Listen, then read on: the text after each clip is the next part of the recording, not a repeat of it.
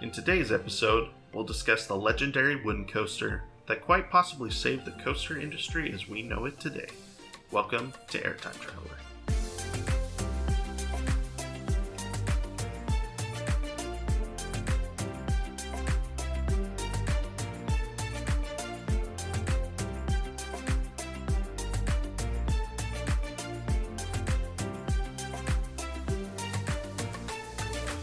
Hello everybody, welcome to the Rollercoaster History Podcast. You are listening to Airtime Traveler. My name is Nathan Grace, and as always, I'm joined by my wife and lovely co-host. Hey, I'm Haley Grace. And thank you for tuning into episode 8 of the podcast. Feel free to follow us on social media so that you can keep up to date on everything that we're doing here at Airtime Traveler. And also follow us here on Spotify. You know, if you're listening on Spotify, you should follow us so that you're always notified whenever we post a new episode. And got some exciting news this week because I started a second podcast that will be posting episodes on the off weeks that Airtime Traveler is not posting. So the new podcast is called Coaster Conversations, presented by Airtime Traveler. So I'll post a link, or I'll put a link in the description of this episode, and then if you search it on Spotify, you should be able to find it. So the name again is Coaster Conversations, presented by Airtime Traveler. And so that podcast is just going to be for any other conversations we want to have about roller coasters, whether it's recent news or just a fun topic that we think of or some unpopular opinions that we might have, just anything. I'll be doing that every other week. Haley will be joining me on that one occasionally. So this past week, on last Monday on the 4th, I posted an episode talking about the recent news of Cedar Fair is going to be closing California's Great America. And so I gave my predictions on where each of the new roller coasters is going to go. So it was funny. I saw some people that were making fun of other enthusiasts for theorizing and like measuring out plots of land of like, well, this coaster could fit there in this park or there in this park. And so I saw like some people were like making fun of enthusiasts for doing that. But then I saw like other like YouTubers and influencers in the industry that were doing the exact same thing that I did. So it's just kind of funny how some enthusiasts are like, "Oh, you're way too into this. Like that's kind of ridiculous to be going that in depth." I don't think it's ridiculous. And I was like, I don't care. It's fun to theorize and think about what could be. Yeah, I mean, this is like what you do for fun. So like, stay out of it. Exactly, right? It's like, there's... If you don't like it, then don't comment. Yeah, there's I don't know. It's just, no one commented on mine. I just saw, like, people commenting on other influencers that did that. I mean, still, it's just like... It's like, just let people enjoy what they enjoy, right? Yeah, it's like, a hobby. Yeah, it's whatever. So. It's like people that make fun of people that collect coins or stamps, like... Yeah, just... It's whatever. It is what it is. Like, Just leave us alone. So, if you're interested in those kinds of conversations, feel free to tune into our second podcast and check us out over there. So, if you haven't listened to Airtime Traveler before, here at the Rollercoaster History Podcast, every episode we take one roller coaster and we dive into the history of that individual coaster. And so, I'm a coaster enthusiast and have been for a long time, and my wife Haley is a member of the GP, or the general public. And so I'm here to share these stories with her and with all of you. And that's kind of what we're about. Basically, we make histories of the roller coasters fun. Oh, we try to. I haven't put you to sleep yet, so... Not yet. Not yet. Maybe today will be the day. Today. I don't know. I do have my caffeinated beverage of the evening, so... Keep you awake. Yeah. So, couple things I've seen in the industry this week. So, first of all, we're recording this on, what's today, the 9th? We're recording this on today's the 8th. We're recording this on the 8th of July. And this morning, Hershey Park released some massive news. Epic news. And not only is it pertinent to the industry... Was it this morning? I thought it was yesterday. No, it was this morning. So it was a long day, apparently. It was this morning. Jeez. I can't believe it was this morning. So they, not only is this pertinent to the industry, but also has to do with one of the coasters that we've talked about on the podcast. So episode 2 of Airtime Traveler, we talked about Wildcat at Hershey Park. Mm-hmm. And we talked about in that episode that there have been rumors about RMC coming in and doing something. Well, today Hershey Park announced that Wildcat will be closing at the end of the month. And so come and get your last rides in, basically. And then I'm going to pull up the tweet because I want to get this exactly right. But they put something in their tweet that basically teased. Here, I've got it right here. It said, any suggestions on what we could do with 3,100 feet of wooden track? Stay tuned for details later this year. So kind of hinting at the fact that they're not just demolishing it, but that they're doing something. Something with it. So but then, RMC seems like the most likely candidate. Some people have RMC even commented. That's true. RMC did comment on it and say like, hey, we had some ideas. Some ideas. So it's like, can you be more obvious? So I personally think it probably is RMC. That seems to be the most obvious answer. Some people, so GCI is the one that built that coaster, right? And they, GCI also has their own version of like steel track that they can put on old wooden coasters. Right. But they don't do like, it wouldn't be like a whole redo of the coaster. It would basically just take out all the wooden track, replace it with steel track. So some people think that could happen because it was GCI's first coaster. And Hershey has a good relationship with GCI. They've done work with them twice before. So I've seen some rumblings about that, but I don't think they would be announcing last rides on Wildcat. The thing is it's like, I don't think that RMC would have commented either. Yeah. Some people say, oh, because RMC commented, then they must have not been aware of this. And so they're not working with them. And I was like, I don't think that's true. I think that just they teasing. commented to tease everybody. Yeah. So. Yeah, I could see that being the case. I gotta tell you what they've been theorizing about what the name could be. So a lot of people are saying Iron Cat, which is kind of dumb in my opinion. Yeah, I'm not a fan of that. Well, and because like that thing's been done to death where like Steel Vengeance and Iron Gwazi and I don't know. There's Twisted's been done a lot too, like Twisted Timbers and Twisted Cyclone. So I think they need to be more original with these names. But anyway, Iron Cat doesn't sound good. But the leading one that I don't know if they would do this or not, but it's really funny. Someone said they should name it Twisted Twizzler and paint it like bright red. I was like, that's not a bad name, actually. That's pretty. Well, I wish they would do that more in the park because, I mean, they just put in the Jolly Rancher. And that's what somebody commented and said that Hershey's been doing that more and more. Yeah. Because, like, Candemonium clearly. And then the Reese's Cup Fusion. Mm-hmm. And then with Jolly Rancher Remix, like you said. So, yeah, so I think their older coasters seem to be just kind of generic names. And more recently, they seem to be, like, more on brand. Yeah. So, I could totally see them doing I would get on board Twisted with that. Twizzler. That's Amen. Not a bad name. I think that'd be really not fun. Bad. So I wish, because, I mean, it's Hershey Park. Like, I just feel like they should really go with their whole brand name and go with like products that they have. Just go all in. Well, because not even from like an aspect of like Rollercoaster and it being a fun name. Think of like the merchandise that they would come out with, and like, you know, really playing up that aspect of things. As somebody who's really into marketing, like, I feel like that would be huge to.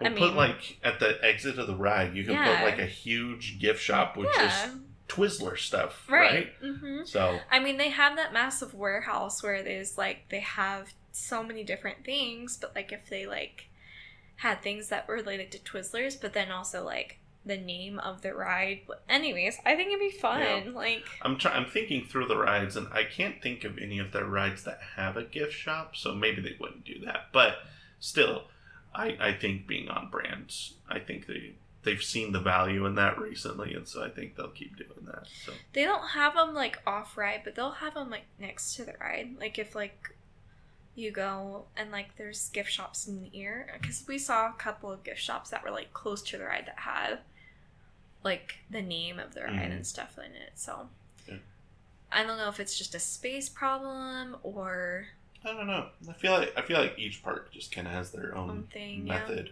Yeah. They might figure that because they have the factory there, like people are just buying tons of merch there anyway, which is true. It's so like that true. place is slammed. And you don't even have to go into the park to get in there. So like if you want Hershey merchandise or Hershey candies or whatever, like you can go, right there and right outside the park and get it whenever. So I think the other thing is too is because a lot of their brand is chocolate, they can't have anything that's not air conditioned. That is so true. like they have to make sure that anything that they have that is anything relatable to candy or chocolate has to be in an air conditioned building. So like t-shirts, hats, things that like relate to the name of the ride, or like they have like Twizzler pillows and I don't know. Yeah, they do all kinds of stuff. So, so that was exciting. Obviously, we really get to ride it though before it closes. We are going to Hershey Park before the end of the month, so we will get to get our one last rides on Wildcat. So that I mean, I wasn't a huge fan of it, but I'll ride it again, so that way I could ride it one last time. Yeah. So it's interesting. When we first started the podcast, I always wondered what's going to be the first coaster that we talk about on the podcast that will become a defunct coaster, and Wildcat will be the first one. So, which doesn't surprise me because there had, like when we talked about in that episode, that there were already rumors about this happening. But it's exciting though. So crazy. If you haven't had a chance to listen to episode 2, go and check that out. We talked about the whole history of that podcast or of that coaster. So so there's some other news that we could talk about, but I think I'm going to leave that for next week's episode of Coaster Conversations. There's a lot of rumblings. We'll talk a little bit about Lost Island, which is the new amusement park that just opened in Iowa a couple weeks ago. There's rumors of a new coaster coming to Worlds of Fun, actually, that just surfaced this week. I didn't hear about that. I just heard about it last night, so we'll talk a little bit about that next week. That'll be fun. That's the closest Cedar Fair park that's to us. So, and they haven't had a new coaster in years, for I think 13, 14 years since their last coaster. So, so we'll talk about that. And then there's a new coaster opening at Six Flags, and we'll talk about, and then, we got a couple things to talk about coaster news-wise, so I'll leave that for Coaster Conversations next week. So be sure to turn into that, and we'll talk about some of these things. So, all right. So let's dive into this week's episode of Airtime Traveler. So we're going to be talking about something at Kings Island this week, which we still need to re-record. I don't know if it's ever going to happen at this point. I don't know. Because it's like, I feel like I've forgotten even a lot of things that happen. Yeah, we will record at some point.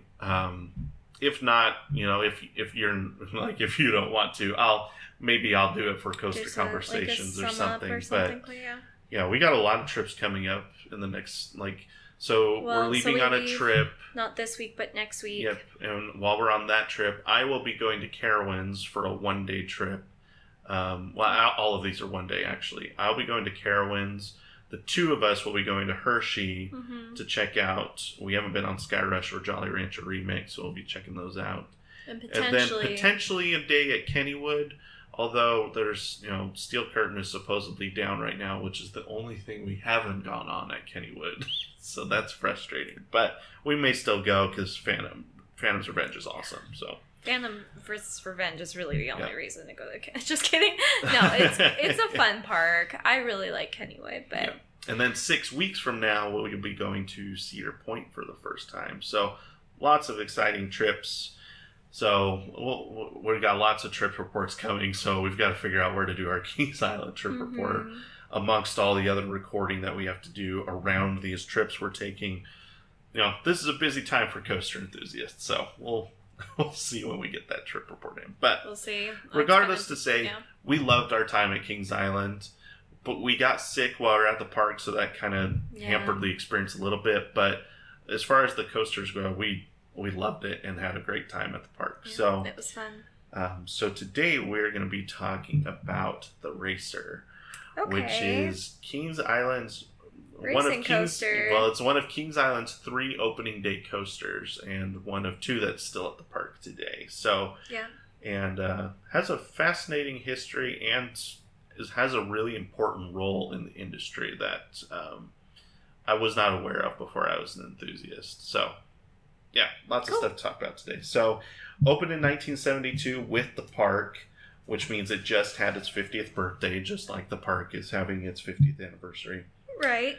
It was never in the Golden Ticket Awards, but that's because it was over 25 years before the Golden Ticket Awards started in 1997, somewhere in there. So, in the Coaster Bot rankings, it currently ranks number 239.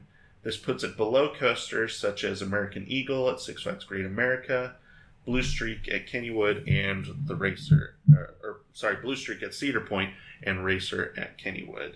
It ranks ahead of coasters such as Racer 75 at Kings Dominion, Timberwolf at Worlds of Fun, and Hoosier Hurricane at Indiana Beach.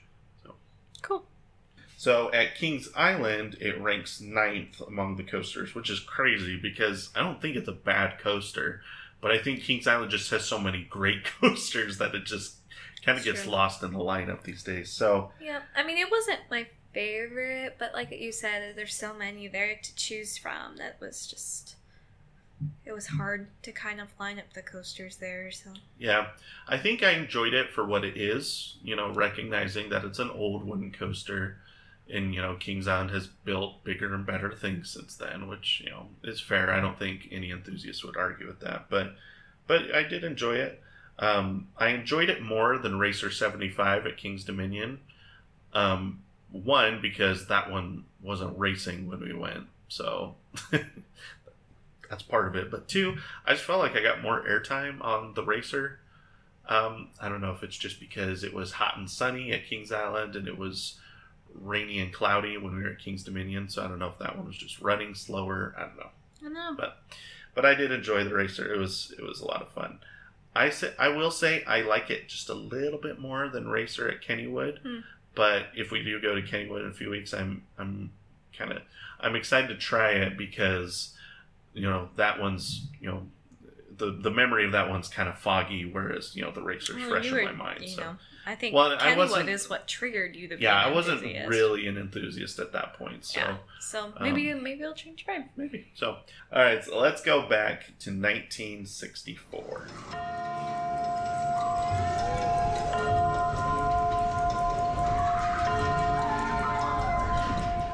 All right, 1964.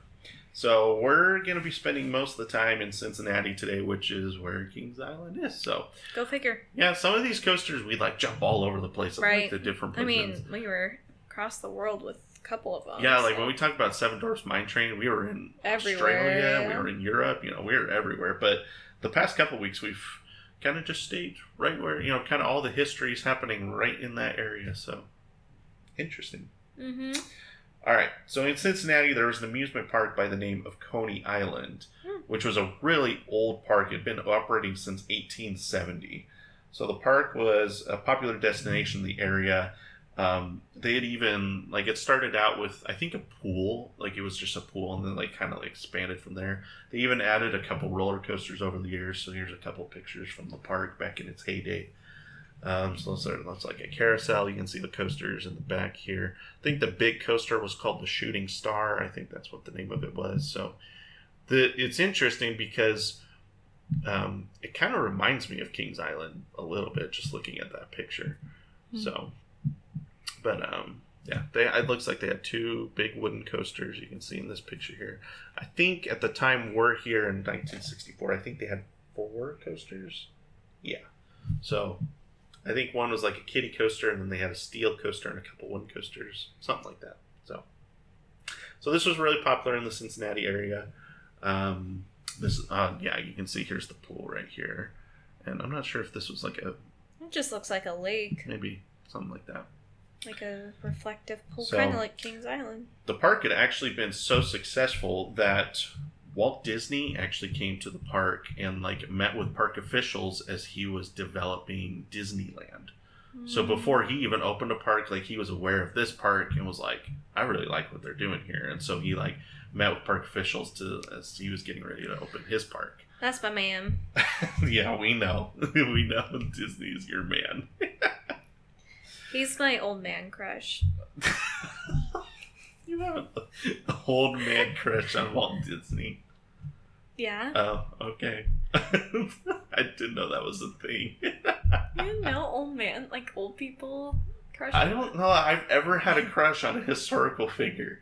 Come on. You've had to have at least. No, I can't think of a historical figure I have a crush on.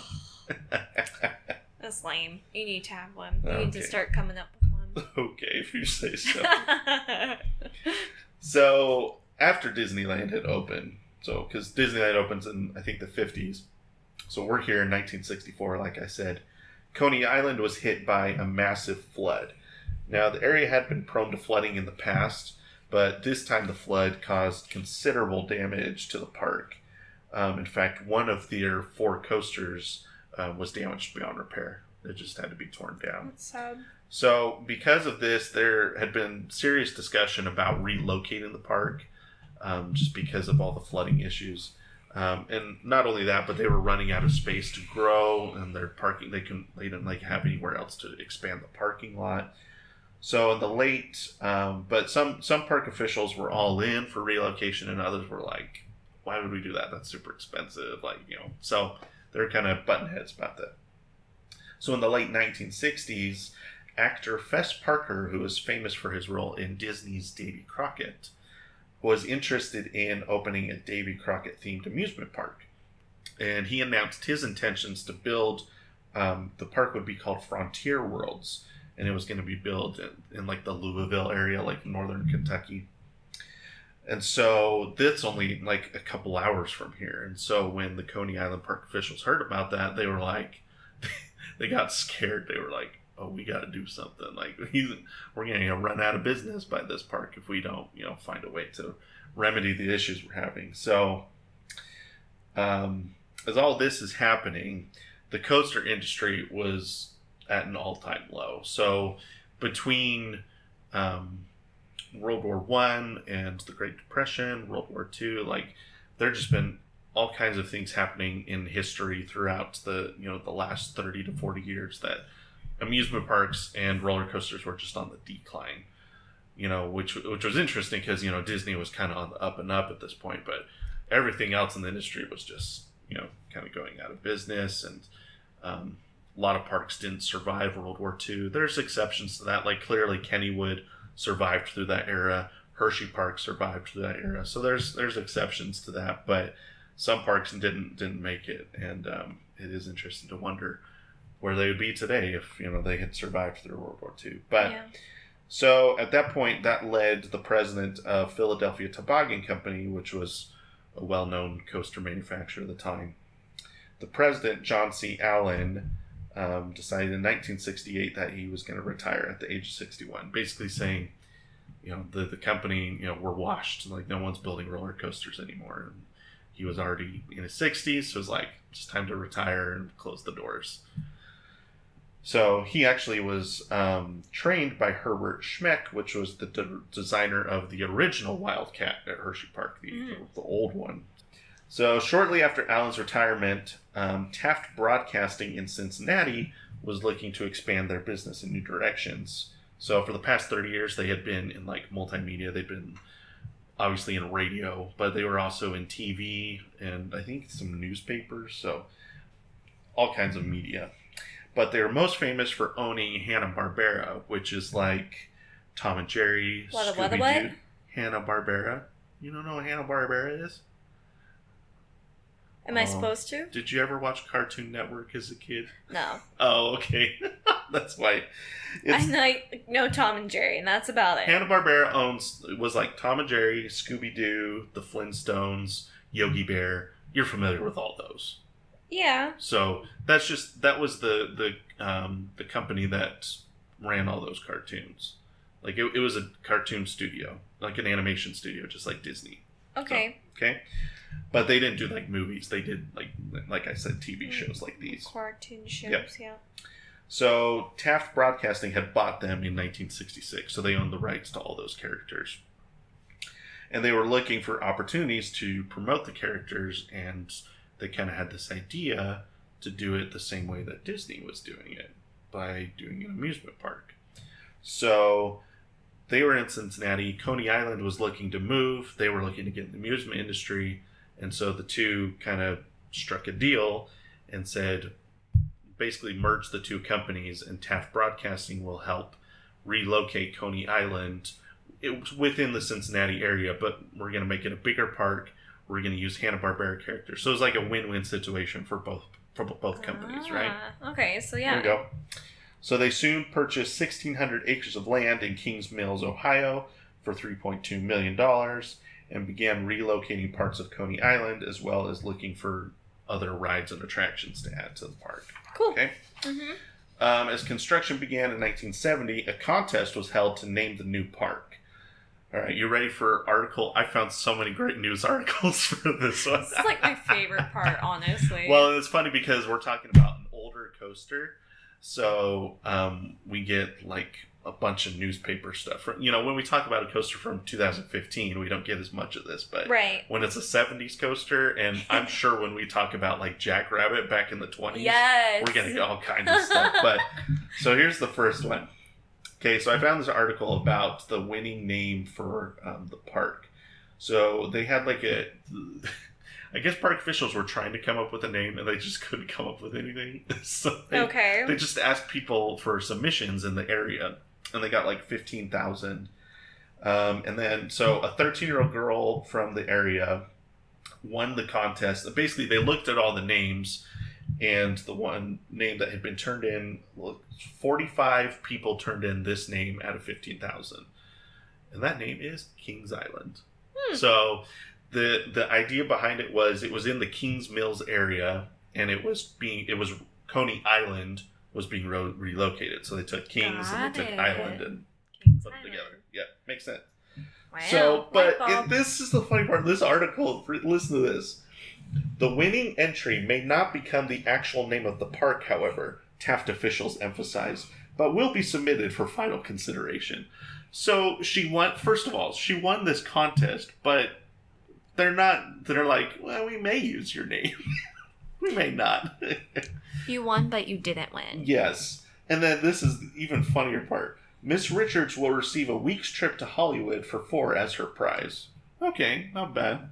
25 runners-up picked at random from the Kings Island group. So the 45 people turned in that name. So they picked one name from that 45, and it was the 13-year-old girl. So she was the winner. But they picked 25 runners-up from that group of 45, and they win a free day at Coney Island for 4. So I was like, okay, it is interesting that the prize for the winner was not to go to the park that she helped name, but it was for the people that didn't win the competition. I don't know, it's very strange. But it's even more interesting because, like, Coney Island was already starting to take right? out Like, rides. they were all I don't know, it's very strange. And then the whole, like, well, we might use your name, we might not. So this is very odd. I got you a consolation prize. So now we have another article. 6 weeks. Dear. 6 weeks later. Okay, 6 weeks later, the new $22 million amusement park finally has a name. It's Kings Island, and this is the paragraph I loved. Taft officials, stumped for a name for the park, held a contest in July that drew 15,000 entries. Let's see. Where's the? Oh, here it is. But it was 5 weeks before Taft officials concluded they could not come up with anything better. It's not They wrong. took Kings Island and they're like, okay, yeah, that's pretty good, but let's just hold on to that and see if we can come up with it. Let's put a pin in it. Yeah, we'll put a pin in that one. And for 5 weeks, they just sat around a table and they're like, okay, yeah, we can't think of anything better. And so they're like, I guess that one. So, anyway, there's the story of how Kings Island was named, which is pretty funny. Wow. So, park officially has a name now. It's going to be Kings Island. Woohoo! So, construction continues throughout 1970. Most of Coney Island's rides were relocated, including one of their 3 coasters. They had, so at this point they had 1 steel and 2 wooden, and the 2 wooden ones were torn down, but the steel one was moved over. Okay. They renamed it Bavarian Beetle. I have no idea what that means. Maybe that means something in 1972, but it doesn't mean anything to me, man. I don't want to ride a bug.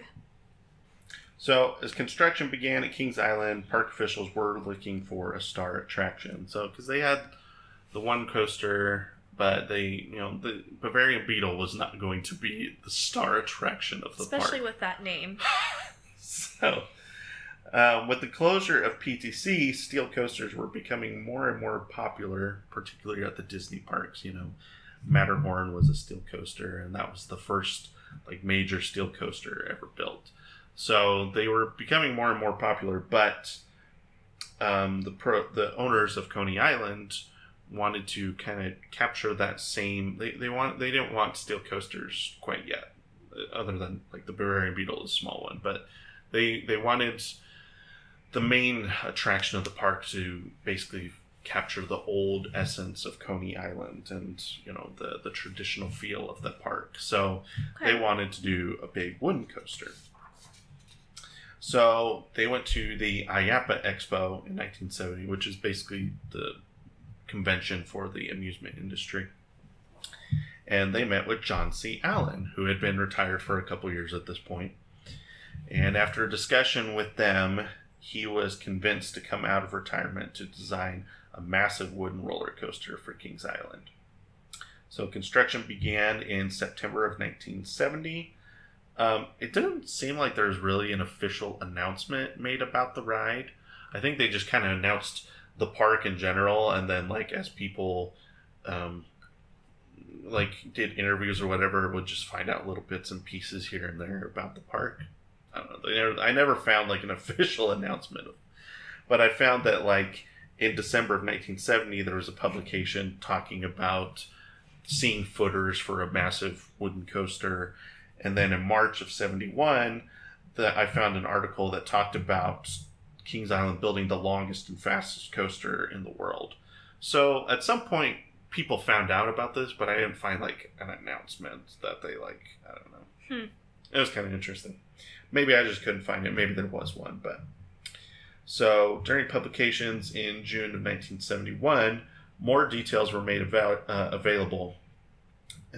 Specifically, that John Allen designed it to be the world's longest, fastest, and most unusual coaster ever built, a twin racing coaster. Construction for the park and coaster continued through the end of 1971. Just got a couple of pictures here. Oh, that's John C. Allen in his prime. Good looking fella. So you can see the racer in the background here. This is taken from underneath the Eiffel Tower. You can kind of see it right here. So there's more pictures of it while they were constructing it. Okay. So let's see. On Labor Day weekend, construction for the park and coaster continued. The park took many cues from the Disney model of how they were doing things. So Disney opened Magic Kingdom in 1971, so right around the same time that this is happening. And so they kind of followed the same model where they had a main centerpiece to the park, which was kind of like a central hub with spokes that went off. Right. Which you can kind of see that at Kings Island with the Eiffel Tower, and then just kind of things spread out from there. Separate lands and areas, characters and IPs. So they had the Hanna-Barbera characters there, just like Disney had their Disney characters. And then a lot of parks didn't have dark rides at that point. That was kind of a new Disney thing, was the dark rides. And Kings Island actually had a dark ride in the park the day that they opened. So Kings Island, was it a Haunted Mansion ride? No, it was it's Haunted Mansion. Sorry, Boo Blasters. Boo Blasters. Yes. I don't remember what it was. Whatever it was, it's not there anymore. So, but yeah. So clearly, they're trying to follow kind of the successful Disney model that they've seen at Disneyland and now Magic Kingdom. Don't mess with Disney. So then, on Labor Day weekend of 71. Coney Island had their final days of operation and then closed permanently to complete the relocation. So I guess they kept some things there until the very last minute, and then they're okay, close the park and move. But they did keep the pool open because there's no reason to relocate a pool. Right. So, and actually Coney Island reopened later and is still open now, but it's just a water park now. I was gonna say, Coney Island sounds really familiar. Well, Coney Island is named after Coney Island in New York, which is more popular. That's why like when you hear Coney Island, that's what you're probably thinking of. Probably. But yeah, Coney Island is a water park that's still open to this day in the Cincinnati area. So. Alrighty. Okay, so test runs began for the new coaster in September of 1971. However, I've got another news article. Oh dear. Let's hear it. So, I don't even know how to preface this. I'm just going to read this. September 28, 1971. Folks fretting over mysterious red lights in our northeastern night sky have suspected Kings Island Amusement Park, which pleaded innocent. Phil Dempsey, the park spokesman, now says Kings Island has a rather sad red mystery of its own. A big flatbed truck brought in 2 trains for our new roller coaster, which will be the longest and fastest in the world. So we're talking about the racer here. These trains were painted red, but when they arrived, one was charred black, nearly to the point of destruction. The tarp covering both trains was burned. The truck driver had come straight from the Philadelphia manufacturer and never noticed a fire. Nobody knows what happened.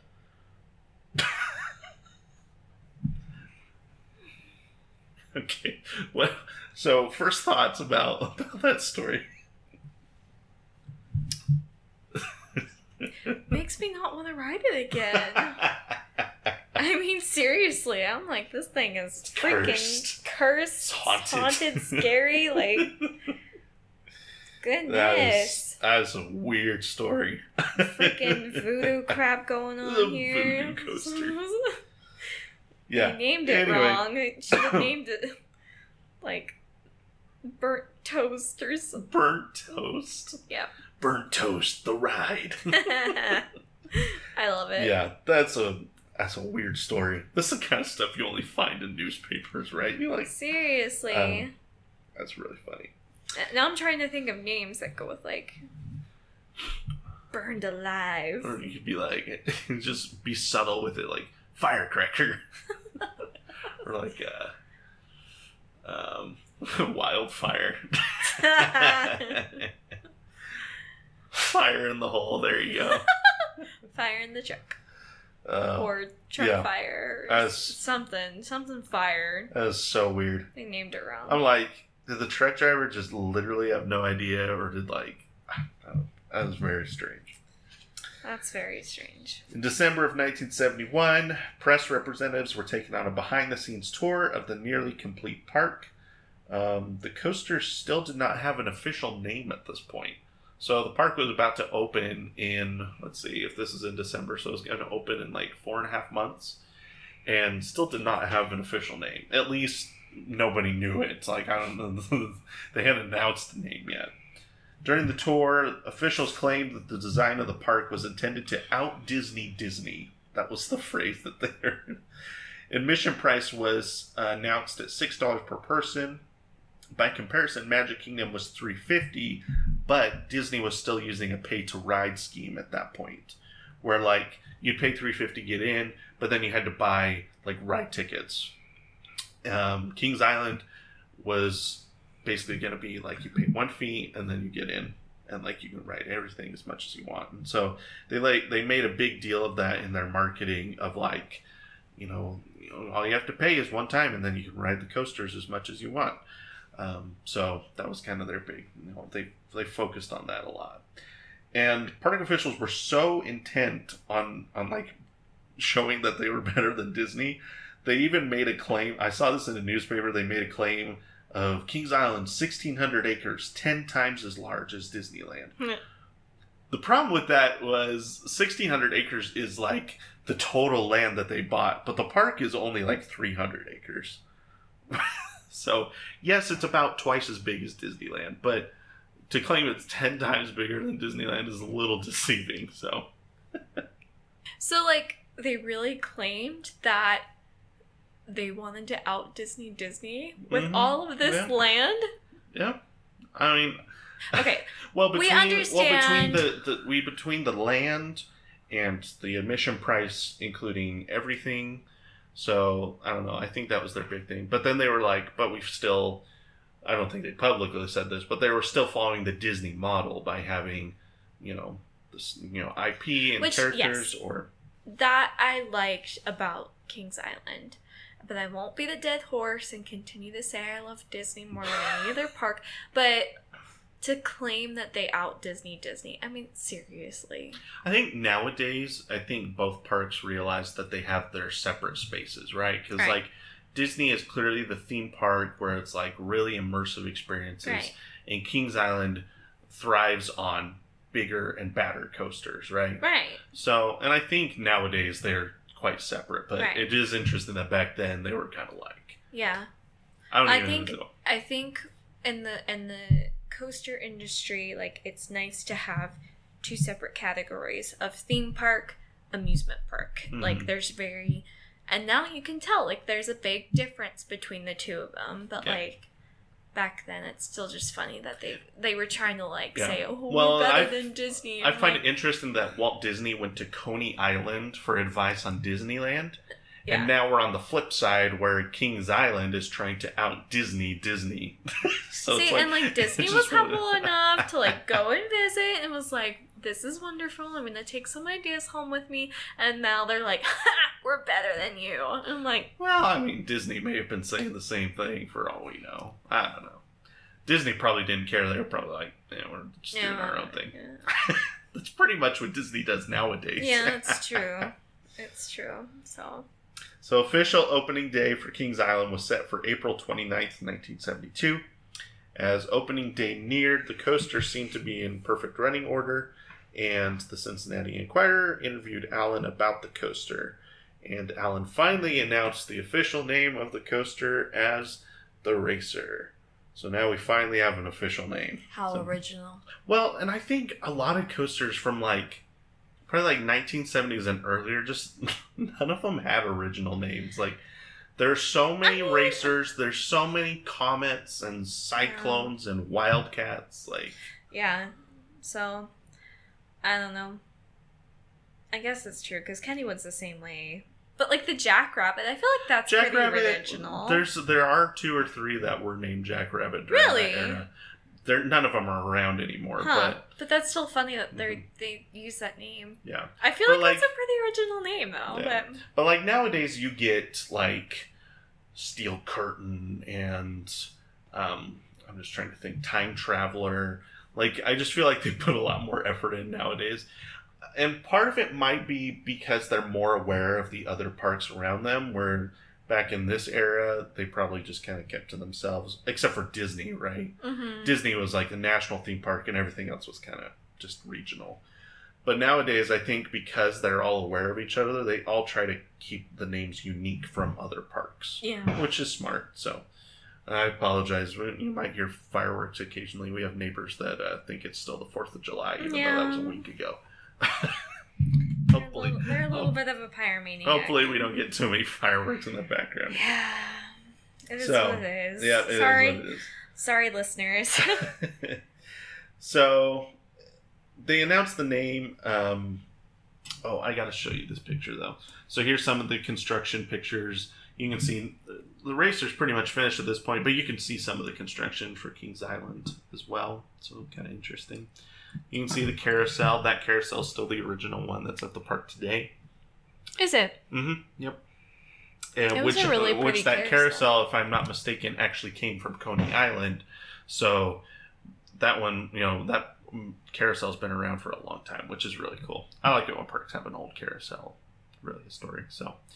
And then this is John C. Allen in front of the racer. I love that. Look at that happy old man just for his brand new roller coaster.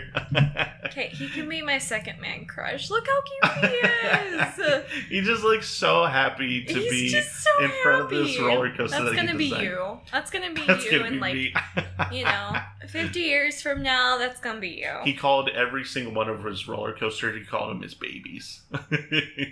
That's adorable. Yep, so that's a fun picture. I love that. He had this quote in the article that was really fascinating. Okay. That just kind of showed me like how much effort goes into designing these coasters. So he was talking about some of the features of the coaster, and he said this. He said, "We do lift the people from their seats very slightly and not more than 7/16 of an inch, and they experience some weightlessness." So what blew me away was the 7/16 of an inch. That's pretty not accurate. a half inch. Not a half inch. 7/6. Like, so they had the calculations to this coaster and like how much airtime people would get, like down to a fraction of an inch. It's insane. It's pretty incredible, and that was 50 years ago that happened, right? Imagine how accurate and detailed they're getting on the everyday calculations today. So is he still around? I doubt it. Probably. No, he's passed away. So a long time I ago. just think like putting his brain in this day and era and like what he could do. Mm-hmm. Like I just think that's incredible. But Yeah. So He's definitely a legend in the coaster industry. That's really cool. Yeah. I really love that picture though. Yeah, he's so happy. Yes. If we ever have like a recording studio, like an official one day, I want that one. This picture. That picture up on the wall. Yes. There you go. Yes. So finally, on April 29th, 1972, the racer opened to the public and continues to operate to this day. The ride experience is as follows. Riders board one of the two coasters, red or blue. The trains seat 2 across, 3 rows per car, 5 cars per train. After leaving the station, trains pass through turnarounds and merge at the base of the lift hill. They ascend an 88-foot tall lift hill, followed by an 88-foot first drop and 2 small airtime hills.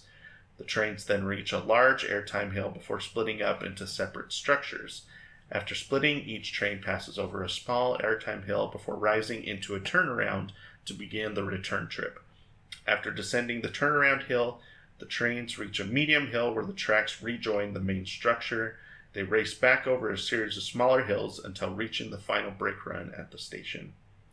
I guess an early concept featured, it was different from what actually they built, which had both lift hills split apart, and then trains would enter a spiraling drop that like they would merge at the bottom of the drop, which is kind of interesting. They obviously ended up changing that design. The ride was an instant hit and a massive driver of Kings Island's continued success. This is the announcement that they sent out. I think this was so this was, but they opened on April 29th, but they had like a grand opening on Memorial Day weekend. Yeah. Fairly common. So this was the announcement they sent out for grand opening weekend. You can see the racer right in there. Cool. So, and then a bunch of the other stuff, the Eiffel Tower, all kinds of. Yeah. You can see the Hanna-Barbera characters in here too. And then here's some pictures from Racer's opening day. So, it looks really good. It's a very picturesque coaster, which I think beautiful. I think was what they were going for. Well, especially with the new paint job that they put on it, like it was a really pretty coaster. Like it looks great. Very old timey look, but it was just so fresh looking. It looked great. So this is a sign that was hanging above the ride. So the world's longest, fastest, and highest coaster at the time. So pretty cool. Oh, that's cool. Yeah. It didn't hold those records for a super long time because there was another coaster built later that year that broke some of those. But for the time, it was really impressive. Let's see. Because of Taft's unique position in the media industry, they were able to leverage multimedia advertising to their full advantage. So, because they own TV stations, right? So they can throw Kings Island advertisements on there whenever they want. Right. So that played a big part in how many people found out about the park, and it gained lots of attention because of that. But furthermore, Paramount Studios owned a share in Taft, the company that was building this park. And so that opened the door for Paramount Studios to help with marketing this park. So Kings Island appeared in an episode of The Partridge Family in 1972. And on top of that, in 1973, the Brady Bunch would film their own episode at Kings Island in August of 1973. So the episode cost about $1.2 million adjusted for inflation. And Kings Island agreed to pay half of that cost. So, because they recognized that this was going to be marketing for them, right? Yeah. So writers and directors of the Brady Bunch wanted the show to represent the park as it would be seen on a normal operating day. So they tried filming without like roping anything off. They just kind of like filmed while guests were there. The problem is they had a 60-person cast and crew. So that, number one, that's hard to get through a park without being noticed. Pretty obvious. Mm-hmm. And this was in season 5 of the Brady Bunch. So it was a really popular show by this point. Like probably the most popular show at the time. And so... and I guess for some stupid reason, Kings Island had announced that the Brady Bunch would be filming there and when. So guests were like coming just to come see them film. So the attendance for that weekend was just absurd. Skyrocketed, yeah. And so eventually they did have to like rope areas off, and they would ask some guests to be extras to like walk through. But if you like look in the background, you can see where like there's a ton of people just at the rope, just like, what are they doing over there? Like, so I don't know. I'm kind of like, whose bright idea was that? I don't know. Like, I guess people found them at the hotel. Like they found out what rooms they were staying in. Like, it's like that's not okay. So it's pretty dumb. Well, and it's like sad because it's like you see why when celebrities go to like parks now, like they have so much security. Like honestly, when we met Kevin James at Hershey Park. Like he had some security guards with him, didn't he? He only had like one. Really? Mm-hmm. I can't remember that. Yeah. Much, so. Like I think he had one park attendant and then an actual security guard with him. But yeah, like because I think he was trying to keep as low key as possible. Which but makes still, sense. It was just like, you know. So, but he was very discreet. Like he looked like. Well, yeah, and he wore like an outfit. Like he was wearing sunglasses and a baseball cap. So but like it was even hard like. to... He wasn't like in like nicer clothing. It was just like gym shorts and a t-shirt. We didn't recognize him until he got on the ride, which meant he had to take off his sunglasses and his hat. And that's at that point is when you and I looked at each other and were like, "That's totally him. That was totally him." Yeah. So I mean, his quote unquote disguise was working. Yeah. So. And seriously, he was the sweetest guy ever. But that's a different. We talked about him. We talked about this briefly on the Wildcat yeah. episode, but we'll have to talk about it more whenever we do a Lightning Racer Hershey, episode. Yeah. But yeah, so filming at theme parks it's happened a few times over the years at different parks, and we'll talk about that more at some point, I think, just because there's so much to cover here. I could have talked about coasters and TV for a whole episode, but the fact of the matter is that's a fairly common occurrence where they have to rope it off, but then they'll have some guests be extras to kind of make it look real. So on November 23rd, 1973, the episode entitled The Cincinnati Kids released to the public.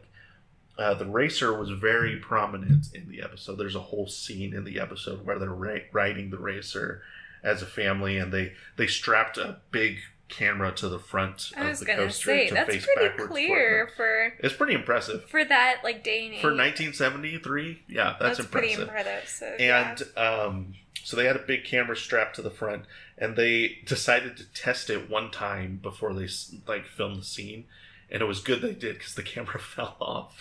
I don't know if I couldn't see if like it was destroyed or if it just kind of like tilted. Expensive. Oh yeah, so. But they eventually got it better, and clearly because they were able to film the scene. And so it's pretty cool. And not only does this make, like, this episode of the Brady Bunch is one of the most popular ones. Yeah. And not only that, but like TV was such a big part of the American lifestyle back in the 70s. And so when people saw Kings Island on TV with like the Brady Bunch on national television, like it made amusement parks cool again. Yeah. And so all of a sudden the amusement park industry just exploded because of this episode. So cool. So because of this, many industry experts credit the racer as being the attraction to revive what they call the second golden age of the roller coaster. Oh, cool. And so I like that. Yeah, it's very cool. So this coaster is, when I talked about like how it just has such a historical significance, and that's why, because of this moment here. So as Kings Island gained popularity, they would continue to add attractions throughout the 70s. In 1977, they opened a Schwarzkopf shuttle loop, And in 1979, they constructed the legendary Beast, which will be a topic for another episode. But, and then in 1981, Kings Island would open a brand new model of coaster, which we have talked about before, which is the Bat. Oh, the Bat. The Bat. We don't know if it's going to open again. This is the first Bat. Remember, they built one that had like horrendous issues. Right. And yeah, so because this ride had such bad like problems and like people weren't able to ride this brand new ride, they actually, you may be like, well, what does the Bat have to do with the racer? Well, in May of 1982, the racer, they turned the trains around on one of the tracks and ran it backwards. So the park said this was a temporary change to allow guests to have like a new experience because they felt bad about the Bat having all these issues. So this was kind of like a temporary Band-Aid to put on the wound until they got the issues resolved with the Bat and built another replacement. Cool. It was very cool. It was the first time a racing coaster had ever had a backwards train on it. So you'd have like... I wish I could have gone on that. It's pretty interesting, right? And so like you would line up on the one side if you want to ride forward, and you line up on the other side if you want to ride backward. Oh, cool. So, okay. And so that was a temporary change that was originally meant to last for a few years. Ended up lasting for 26 years because it was just so popular. But yeah, so that was interesting. I kind of wish they kept it. But a lot of people do. In fact, every enthusiast you would ask would say, yes, I wish Backwards Racer was back. That's cool. They even have a drink, like a cocktail at one of the bars there, that's called the Backwards Racer. That's the name of the cocktail. So nice. They recognize that people wish it could come back. The reason they got rid of it, though, was because of maintenance and safety concerns. Because it wasn't really designed to do that. Right. Like, it wasn't necessarily really unsafe. Like, they weren't putting people in danger. But the wear and tear just... It wasn't Makes built sense. to do that. Right. So, at some point, they were kind of like, yeah, we need to change this back. So that's why it is... I doubt they'll ever switch it back, but... Maybe. Everybody wishes they would. Maybe one day. I thought they might for the 50th anniversary, but they never did. That's okay. a bummer. So anyway, so that's happening. And then, as I mentioned, the racer kind of sparks this huge blow up in the amusement industry, especially with this episode of the Brady Bunch. So this is, I work in data with my job. So you made this? I made this. But why are you surprised? You should not be surprised about this. So you can see, the industry was blowing up in the early 1900s, but then gets hammered by World War I, and even more so the Great Depression and World War II in the 30s and 40s. So then coasters start kind of coming back in the 50s throughout the 70s, but then after the racer is built, there's a little bit of dip in the 80s, mostly because at that point steel coasters just completely took the industry by storm, and so wooden coasters basically died out. But then in the 90s, when GCI and CCI came into the industry, steel coasters and wooden coasters were, both skyrocketing. And ever since the 90s, there's been 300 new coasters in the U.S. every decade since then. And even now in the 2020s, we're on track to hit about 306 new coasters. So it is interesting to see kind of this pinpoint here is where, the coaster industry took off. And even more so, the amount of amusement parks that opened in the years following. So Kings Island opens in 72, and granted, Magic Kingdom did open in 71. So you could say Magic Kingdom kind of spearheaded this too. But in 73, we get SeaWorld Orlando, Worlds of Fun, Carowinds. 74, you get Adventureland and Six Flags Great Adventure. 75, Busch Gardens and King's Dominion. 76, Valley Fair and Six Flags Great America. California's Great America. And so, just for a 5-year period, there's just, amusement parks just being built left and right, all over the place. And then in 1977, it kind of dies off and kind of goes back to normal. So, it is interesting. Just, a bunch of parks are about to... So, Kings Island's having their 50th this year.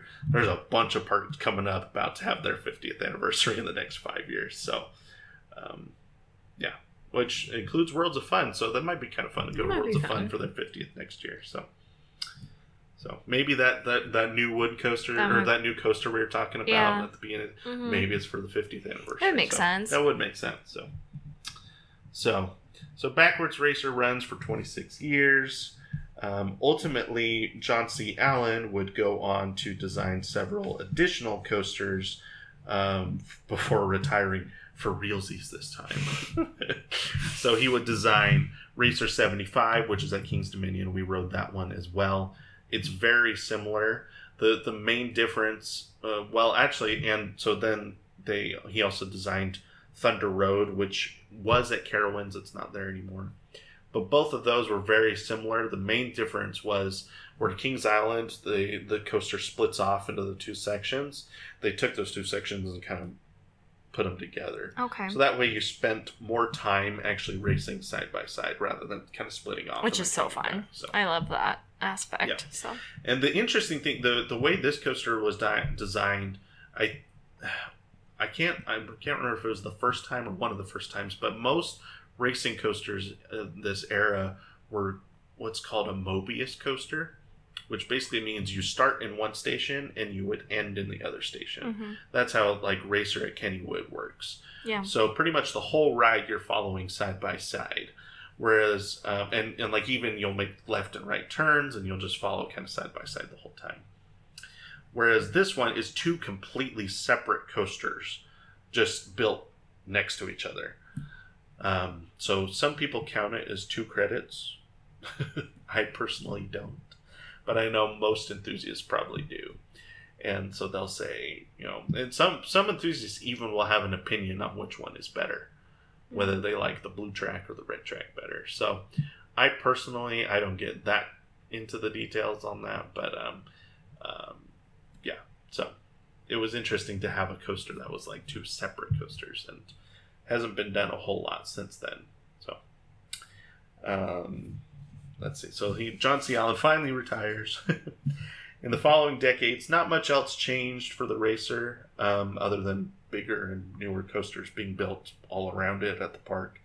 In 2007, the Racer was awarded the Ace Roller Coaster Landmark Award for its historical significance in the industry. I think Jackrabbit also has this award. They give it basically to any coaster that they feel made a big impact on the industry as a whole. In 2008, that's when they removed the backwards feature. At that point, they also changed it so each coaster had a specific color of train. I guess before that, like each track had a blue and a red train, but they would pull into the station so that they were alternating colors. Got it. Okay. But now they have it starting in 2008. One track has all the blue trains, one track has all the red trains. I mean, that makes sense. Yeah. Makes sense. The coaster has been retracked several times over the years, most recently in 2019 and 2021, just to help keep it smooth. I mean, it is aging, but I don't see them removing it anytime soon either. So they got to continually keep up on the maintenance. They've done it with Jackrabbit twice as long. So. Yeah, for sure. So they gotta keep this. So when Kings Island began nearing their 50th anniversary, it was clear that the Racer needed to be at the forefront of the celebration. So with that in mind, the coaster received a massive facelift for the off-season. They painted the coaster back to its original colors and also replaced the logos on the trains to match the original logos that were on the train in 1972. Because they had changed them, I think, 2 or 3 times since then. And so when they did the refurb in 2022, they put the old logos from 1972 back on the train. And then the coaster has been prominently featured in the marketing in fact, when we went up to the front of the park and they have that big banner for the 50th anniversary, they have the Racer kind of like front and center, like one train going off to either side of the banner. So, in its lifetime, over 106 million people have ridden the coaster, which is a crazy number. Part of that is because it's 2 coasters. Like the throughput, the capacity is crazy. As most racing coasters are. Exactly. So. You're basically doubling the capacity of a regular coaster. So, which was brilliant for them to make their star attraction have such high capacity. It makes it. People are happier at your park when they can get on the star attraction with Sugar Line. So let's see. Don Helbig holds the world record for most non-consecutive rides on a single roller coaster. And he holds the record for over 12,000 rides, and he holds that record on the Racer. So he holds that record for, no one's rode a single roller coaster more than he has, and he holds that record on the Racer for 12,000 times. Starting in, I think, I don't have the dates here, but it was over the course of 35 years. And he became so popular for how many times he was riding it, the park actually hired him, and he now works on their marketing team. So he still gets to ride it as much as he wants, which is pretty awesome. So, in fact, he also holds the record for the most times riding the coaster in one day. In 1987, there was a day he rode it 112 times in one day. I have no idea how you pull that. Do that? The only thing I can think of is if you work for so I don't know if he was working for the park at that point, but I guess if you're working for the park, you could just take one row and say, okay, that's your row. And the operators just won't put anybody in your row all day. And you'll just ride it over and over and over and over. I know. You have to get food breaks and potty breaks. Yeah, 112 times. That's crazy. That's a lot. That is so much coaster for one day. Can you imagine having 112 coaster rides, period, in a day? But even the same coaster? Yeah. Well, in a wooden coaster, that'll rattle you around a lot. He must have had a good chiropractor. He had a chiropractor on scene. We've talked about this. He sat next to him, and as they pulled in the station, he would just all right, let me put you back in place. Okay, let's go again. Oh gosh. We need a personal masseuse, personal chiropractor. That'd be awesome. There you go. There you go. If our podcast gets rich enough, then just hire a personal chiropractor masseuse. Oh my god. I can only imagine how much that would cost. Oh dear, yeah.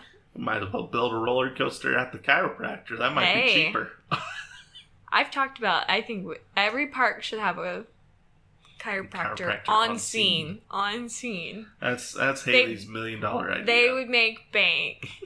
You could just pay to go get adjusted real quick.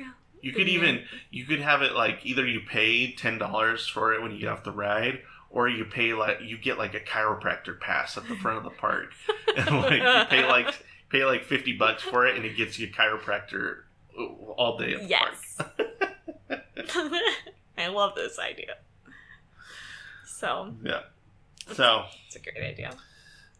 There it is with its new paint job and new logos for 2022. So nice. It looked great, and I loved the new lighting pack. Well, to be fair, I don't know if it's a new lighting package because this was the first time we'd been to the park. But it's a really fun. Yeah, this nice red and blue lighting package that they had on it, and yeah, like I said, it was a fun coaster. I really enjoyed it.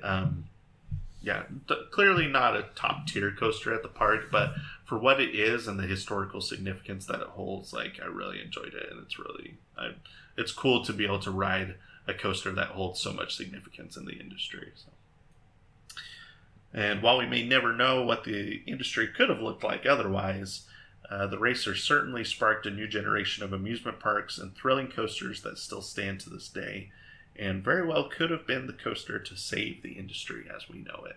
So, and that is the history of the Racer at Kings Island. So, nice. Yeah, very, very important coaster in the industry. I'm glad you picked this one. This was fun to talk about. Yeah, it was a fun one. I was debating between a few of them, but then I was like, we haven't talked about this is, I think.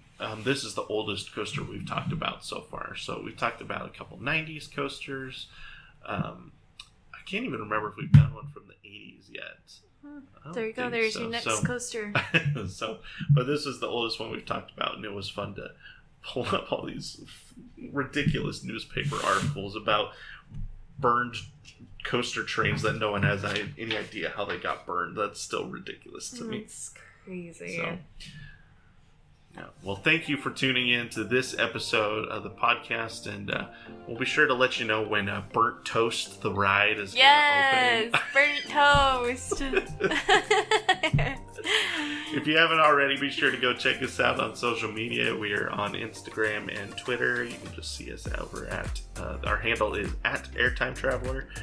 Having all kinds of discussions over there. We're posting daily about, news that's happening in the industry, or maybe just a topic of conversation for the day. And also be sure to go check out Coaster Conversations, our new podcast. And we'll be, like I said, that will be posting on the off weeks of Airtime Traveler. So we'll have Airtime Traveler this week, Coaster Conversations next week, and et cetera, et cetera. So, we're talking about lots of cool stuff over there. And anything else I'm missing? Nope. You have any final questions about the racer? Any final comments about Kings Island? Nope. I'm good. All right. Just go ride it. Yep, go ride it. It's a great coaster, and we'll talk more about it whenever we get around to our Kings Island trip report at some point. There you go. Well, thank you for tuning in to Airtime Traveler, and we'll see you in the next episode.